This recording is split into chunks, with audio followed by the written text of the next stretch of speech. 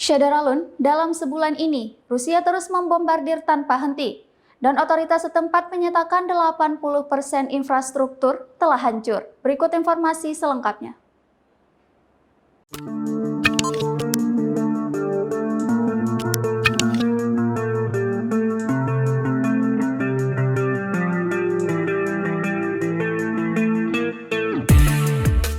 Syederalun, dalam satu bulan ini, Rusia terus membombardir tanpa henti, dan otoritas setempat menyebut 80% infrastruktur kota telah hancur.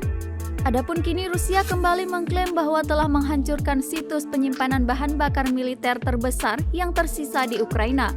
Dikutip dari Tribunnews.com, pasukan Rusia menyerang menggunakan rudal jelajah kaliber. Hal itu disampaikan oleh Kementerian Pertahanan Rusia pada Jumat 25 Maret 2022. Juru bicara Kementerian Igor Konashenkov mengatakan dalam sebuah pengarahan bahwa serangan itu menggunakan rudal jelajah kaliber yang ditembakkan dari laut. Diketahui, fasilitas yang terbakar itu digunakan untuk memasok bahan bakar pasukan Ukraina yang ditempatkan di pusat negara itu.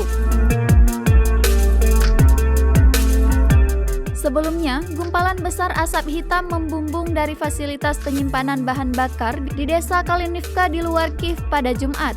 Akibat invasi Rusia, ribuan orang tewas dan lebih dari 10 juta orang mengungsi.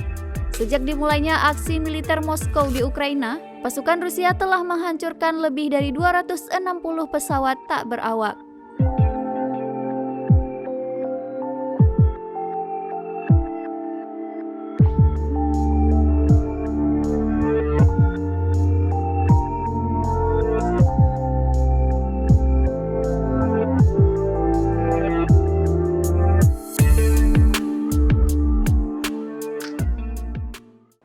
Demikian informasi kali ini Syederalun mengenai konflik Rusia dan Ukraina. Tetap saksikan terus informasi lainnya di kanal YouTube Serambi On TV.